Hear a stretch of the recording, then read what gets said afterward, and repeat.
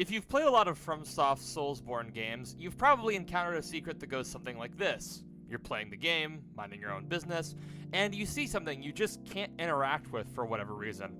Hours later, you find the solution, and it's all the way across the world in some obscure area that you never would have guessed the solution would be. Then you backtrack all the way to that location, use the item or whatever it was, and it unlocks a brand new area. It's happened many times with the Cainhurst summons in Bloodborne, the path to the Nameless King in Dark Souls 3, or the way to Miquella's Halig Tree in Elden Ring. If you ask people what some of their favorite moments in Souls are, many would point to things like this, where you finally put 2 and 2 together after a long journey and uncover something incredible. And what's cool about these areas is they don't contribute to the main progression at all. They're just hidden things you can reach if you connect the dots. And here's the really interesting part.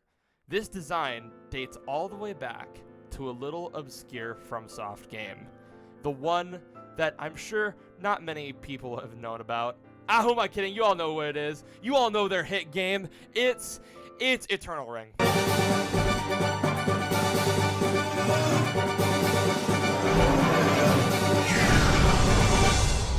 Yes, I'm not joking. Just hear me out, okay? Yes, Eternal Ring, the black sheep of the black sheep. Now, what do I mean by that? Well, let's be real. As much as I love Kingsfield and Shadow Tower, they aren't exactly popular. 90% of FromSoft fans aren't going to touch them. And for understandable reasons. They're clunky, slow, and very, very dated. But for a lot of people, myself included, that kind of obtuseness and methodical dungeon crawling with wacky traps and level design is really appealing. Sadly, there's no real way to play them on modern systems without emulation.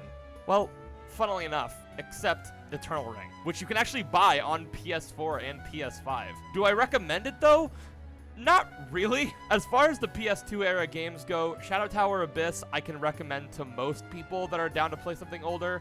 Ancient City's design has aged pretty well for the most part outside of the movement speed, which is even slower than the previous games in the series. But Eternal Ring, man, that's a hard sell. Like I said, it's the black sheep of the black sheep. Even amongst fans of FromSoft's dungeon crawlers, this one usually ranks near the bottom, and for good reason. The areas are repetitive, the textures are placed in the environment in such a way where it's very difficult to find where you're going, the navigation is a headache, the level design and world aren't nearly as interesting as Kingsfield or Shadow Tower, and the story and voice acting... No matter how many times I listen, it's no use. I can't understand what I can't understand. Well, let's just say they left a lot of room for improvement. Still, it does have a few redeeming qualities, a surprisingly great soundtrack with melodies that ring in my head still to this day, a neat ring crafting system that resembles Persona Fusion, and one particular moment that, in my mind, defined FromSoftware. So, let me give you a little bit of background. In Eternal Ring, you play as a man named Cain Morgan, sent to an island that I forget the name of, in search of the Eternal Ring, for a reason I also forget. Look, it's been a few years. Honestly, I barely remember most of this game, aside from what I already said. Anyway, here's how it starts. Your character is dropped off on the island and enters a cave while your boatman gets killed by some creature dropping out of the sky. You spawn inside the cave and gain control of your character. Checkpoints right around the corner, the main path is forward, and that's usually where most people would go, obviously. But if you turn around, you can actually walk out of the cave onto the beach. At first glance, it's just a normal beach, nothing special, but wait, what's that over there? Oh, a shoreline. Can I walk along that? So you follow the shoreline and suddenly you find a second entrance. Inside, a mysterious door you can't open. Huh, that's weird. Alright, let's make a mental note of that. Anyway, hours later, deep into the game, you're in a lava area and unlock the ability to cast a light spell. You eventually learn that the light spell is required to open certain doors, and then it clicks. Wait, that's the door from the beginning of the game. So of course you backtrack, open it, and step inside. No checkpoints are awaiting you. Instead, you're greeted by weird enemies, reskinned bosses, and a ridiculous damage output.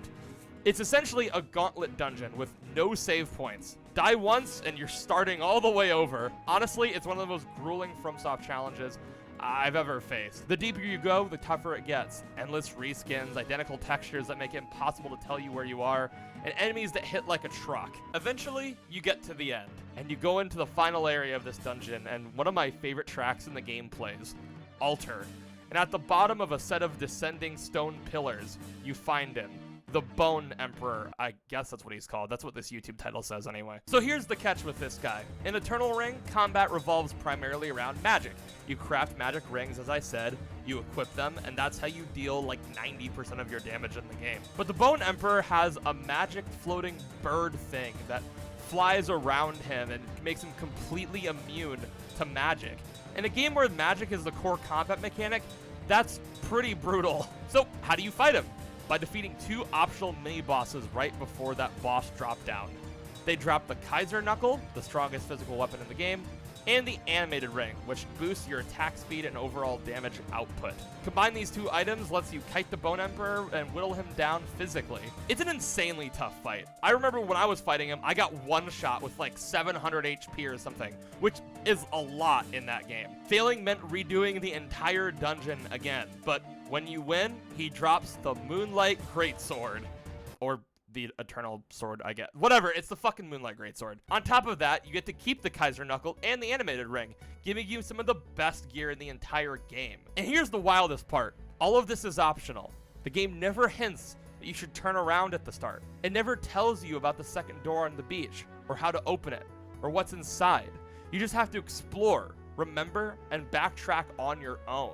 It's not just a secret, it's a whole journey. An untelegraphed gauntlet dungeon that rewards you with some of the strongest items in the game. Yes, Eternal Ring is flawed, janky, and often frustrating, but that one moment, that secret dungeon, it stuck with me for years. I played it about 2.5 years ago, and that discovery is still what I remember the most. It embodies what I think makes FromSoft games awesome. Hiding something so far out of the way, never hinting at it, and then rewarding the player for their persistence. Moments like the painting of Ariamis, Cainhurst Summons, Miquella's Halig Tree, or the Nameless King's Path all fit that same philosophy. But there's something special about Eternal Ring doing it first, to my knowledge. Without fast travel, without anything drawing you towards it, just pure curiosity and stubbornness leading you to an incredible reward. I think there's something really beautiful about finding something awesome like this in a game that is generally considered to be not great. Because for all of its faults, I can't say that I hated Eternal Ring, because it gave me that moment. And that moment, in my opinion, defines what makes FromSoft so incredible. Hey everybody, just popping in here at the end to say thank you to our members, Alpha Kenny Asian, Barbalith, and Deep Freezes. If you would like to become a member and get 3 days early access to all videos, as well as your name shouted out at the end of the credits, and potentially some TV show and movie full-length reactions along the way, feel free to become a member today. It's $3 a month. And I try to offer enough content for you guys. I hope you enjoyed this video. It's been really fun just getting back in the swing of things and making videos consistently. I feel really, really good about it. Hopefully next week, if all things line up, we might have a pretty special video coming. I won't say too much as things need to line up correctly, but if I can get it to work hopefully soon, it'll be really cool.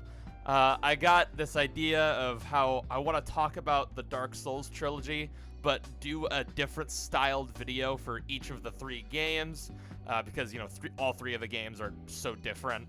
As well as just talk about, you know, movies and TV, you know, movies I like, movies I don't like, things like that. And, yeah, so, again, feel free to subscribe or become a member, leave a like on the video, all that jazz. And, hope you guys have a good one. Take it easy, everybody.